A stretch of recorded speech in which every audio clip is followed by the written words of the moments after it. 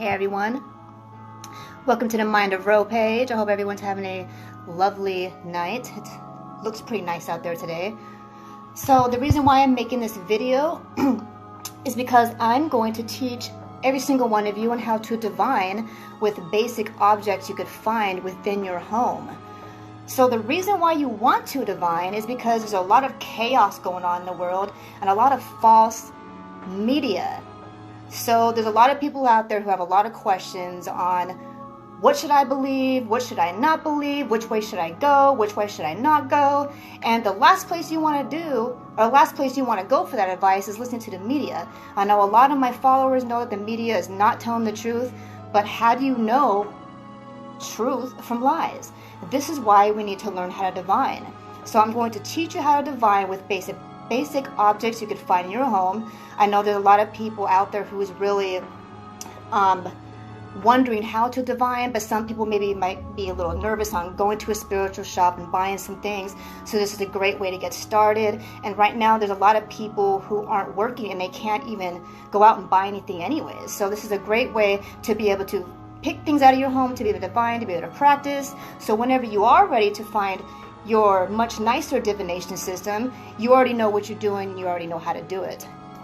So I'm just going to show you some basic objects, things that you can find to divine. Basic things is actually the most easiest things that everybody has is pennies.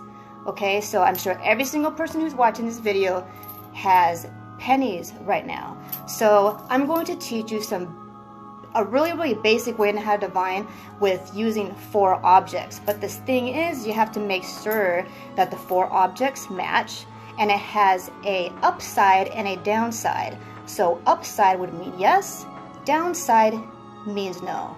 And you're going to need 4 of these objects. So as you can see, obviously with pennies, the upside would be with the heads up, or you could also use 4 dimes, 4 quarters, whatever it is, but make sure they match so it doesn't confuse your consciousness or confuse the spirit or the spirit you're trying to communicate with. You could also use shells. As you can see, obviously this way would be up, which means yes, and if it falls this way would be upside down, therefore it would mean no. Other things you could use, I'm sure you have seen these little objects before. They're like little beads you can actually find in a dollar store. You can find them at Michael's. You probably have it in your fish tank or your fish bowl right now as I'm speaking to you. A lot of people have these sitting around. Some people use these in some of their garden, or like they use it for the top of their, you put on top of the dirt for like plants and stuff like that. A lot of people have these already. So the reason why these are good is because you can obviously see which way would be the top, which would be the round side, and which way would be the bottom, which would be the flat side. So therefore, the round side would be yes, the bottom side would be no. So the same concept, no matter which object you find, make sure they all match, and make sure there's always going to be 4 of them. And I'm going to explain to you exactly here in a minute on why you need 4 of them. Here's some other things you could think of that you could use, are bottle caps. Everybody has bottle caps. Make sure you get 4. These ones with bottle caps, you could probably just get 4. It doesn't matter if they match. If you just have 4 bottle caps laying around, you could use these as well. Or even lifesavers. Candy, lifesavers say lifesaver on one side, but it doesn't say lifesaver on the bottom side. Therefore, obviously, the side that says lifesaver would be the top, which would be yes, and the bottom would be no. So I'm going to show you some real basic techniques on how to use these 4 objects to divine, and I'm going to throw them down really quick to show you how you would do it. So I'm going to switch the camera around really quick so you can see what I'm doing. So you're going to pick your 4 objects. Okay, let me switch this around really quick. And you're going to find something to throw them onto. You could either just throw it down on any table, you could throw them on the ground. My suggestion to you is to find something that is dear to you, that you like, that you will actually always use for your divination system. For example, you could use, like, I have a scarf right here. So if it's something that you know that you're not going to constantly wear all the time because you're going to be able to use it for divination, you're going to use a scarf to throw a favorite scarf that you want to use for divination, just throw your divination on the scarf. Or you could use a rag. This is my rag. A lot of guys have rags. I'm going to suppose most men don't have scarves. So you could use a rag to throw your divination on as well. So the reason why you're going to want to do that as well is because you could also use the scarf or rag to be able to hold on to your divination within the inside of it, like so. So you could keep your divination somewhere separate, that you know that this is what you use for divination. You could put it to the side and it's always going to be protected and covered. So you're going to be covering and protecting the ashay within your divination system. When I say ashay, it means the connection to the spirit world. So the better you take care of your divination system, the more powerful it becomes.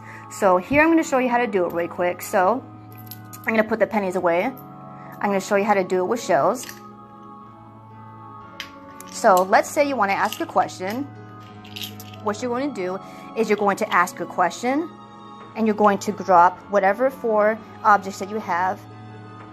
I don't want to drop it right here because these are kind of big. I'm going to drop them right here real quick. You want to drop them on your rag or on your scarf on the ground or a table, whatever you want to do. Ask your question, and you're going to need to do these ones a little higher because these are kind of big. I don't want them to all come up the same. Because these are really big, I'm going to drop them a little higher, okay? So I can make sure like some of them are up and some of them are down. Mix them up a little bit, and you're going to drop them like so. And you're going to, of course, you're going to ask your question before. So this is what happened. So this is what I'm going to tell you really quick. For example, let's say this is what happened and you dropped something and you had 3 up, or 3 down and 1 up. This actually means no but. Which means if you get an answer that's no but, you're going to want to divine again. Now, if this was 3 up and 1 down, then that means yes but. Which means you're going to have to come up with another question to ask, well, yes but what? And this is where your intuition needs to come in so you know what exactly you need to ask. If you get all of it down, then that's going to be a definite no.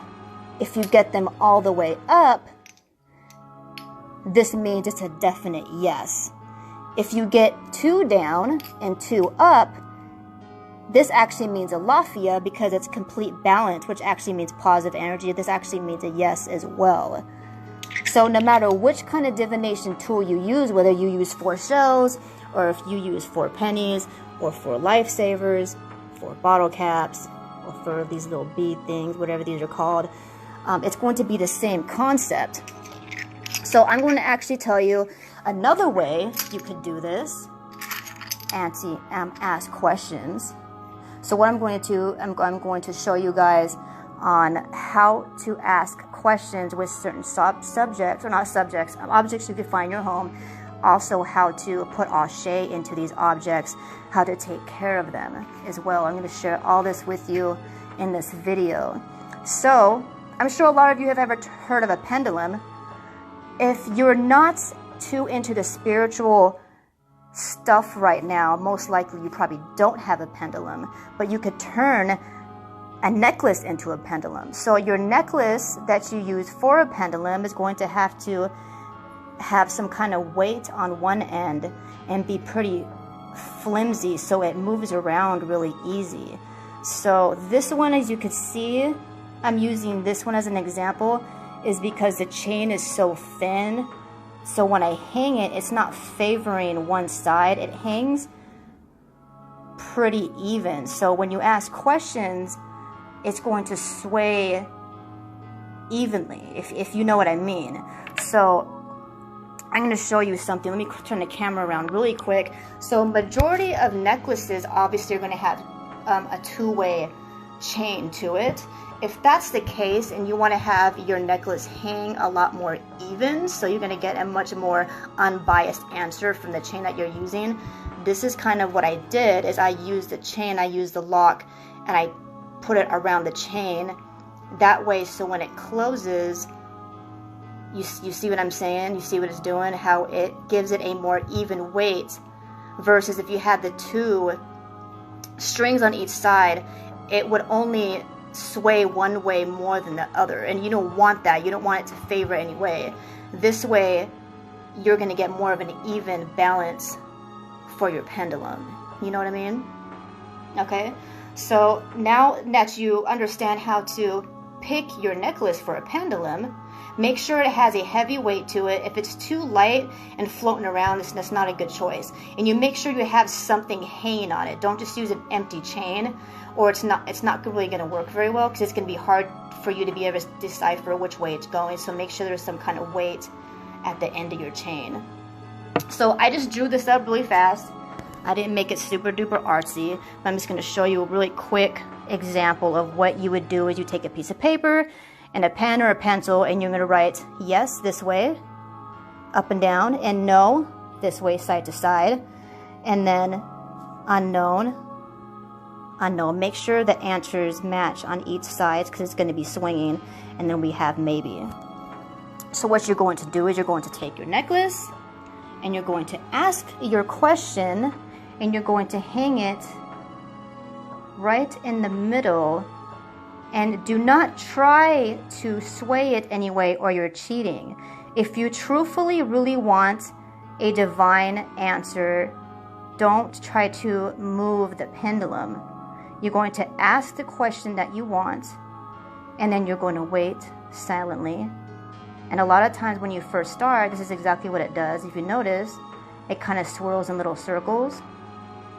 I'm not doing anything. I'm literally just sitting here. This is usually what it does, is just goes in circles. And then when you ask your question, it'll tend to do stuff like this, like yes, or no, or maybe, or whatnot.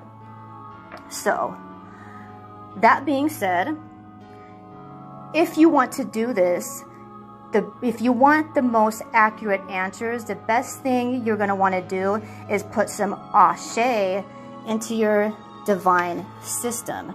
Ashay is actually the concept of may it be so. It means to put power into whatever questions that you are asking. And if you want your answers to be very, very accurate, it is best to be able to put ashay into these questions and into your divine system, whatever system that you decide to have. The best thing to do is to actually, you don't have to, but if you want your answers to be way more clear, the best thing to do is be able to ask for guidance from a higher power. What I like to do is you could either ask your ascended ancestors.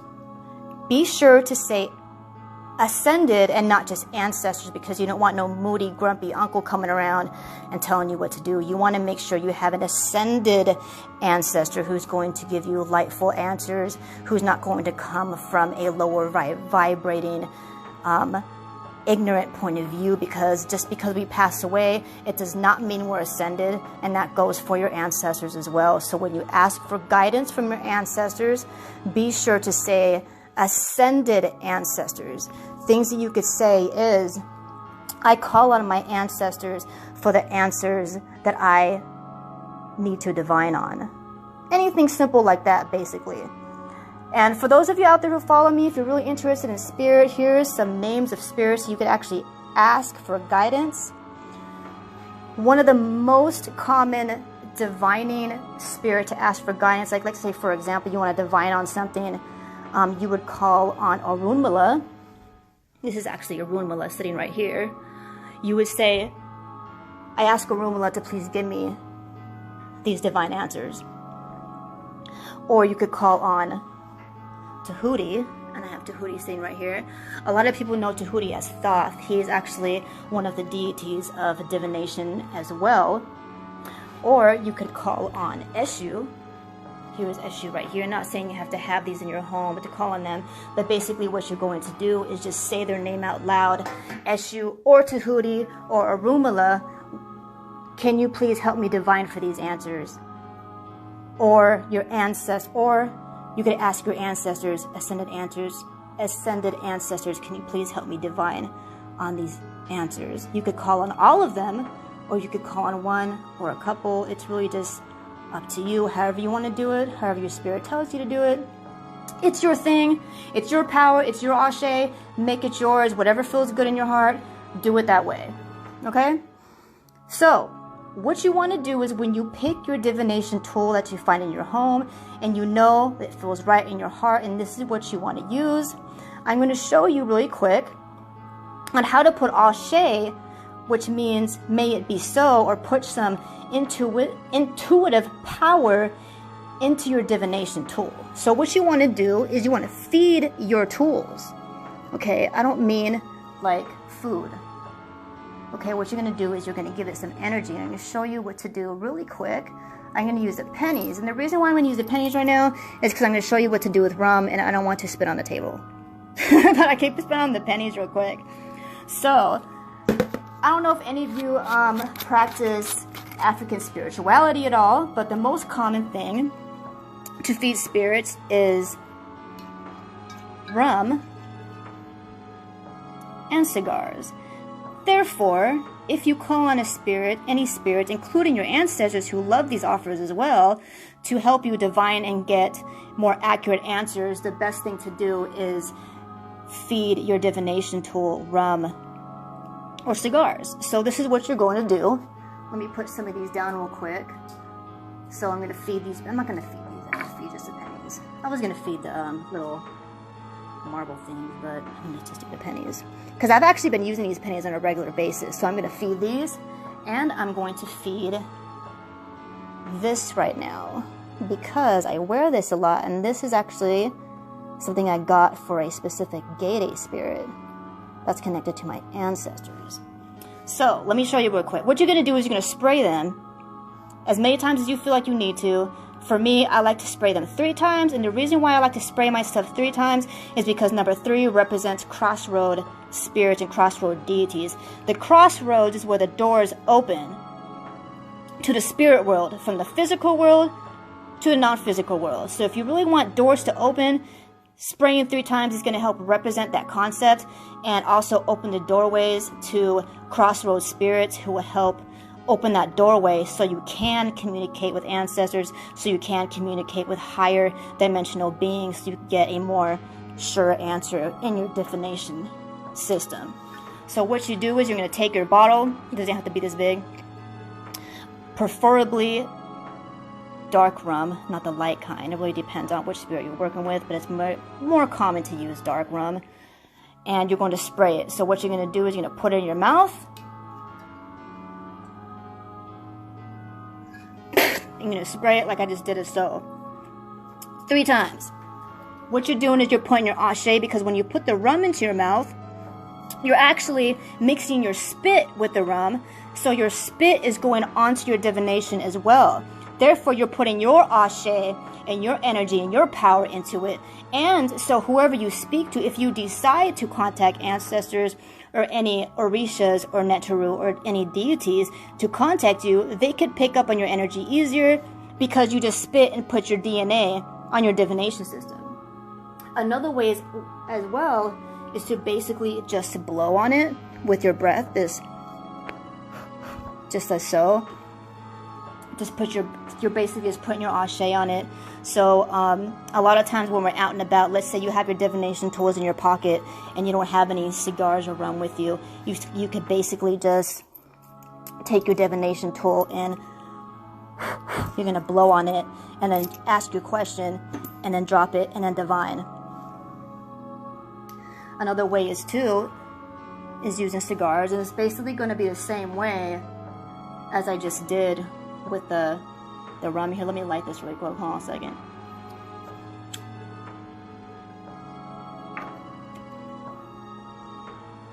So you're going to do the same thing with the cigar as you did with the rum. You're going to use a cigar to blow your ashay onto it. You're going to smoke it like you would any other cigar and then blow it out your mouth. Because just like the rum, your ashay, your essence and your DNA is actually in the smoke when you blow it out. And not only that, when you do this, let's say for example you call on Eshu, can you please help me get some clear answers in regards to whatever. That way, and then you do this. you're not only putting your ashay onto your divination system, you're also feeding eshu, which makes the power way more. You're giving it some more power. So, as you notice on the ground, I had a little something set up. This is so an example of something you might be able to do at home. You could use anything you want, anything that gives your divination tools and your system any more power, whatever you find that speaks to you. You could go outside and find things in nature, leaves, sticks, rocks, or whatever. As you can see, I have some crow feathers right here, and I have a pyramid. So whatever you feel that you want to use to put around the area you're going to divine will give it way more ashay or way more energy.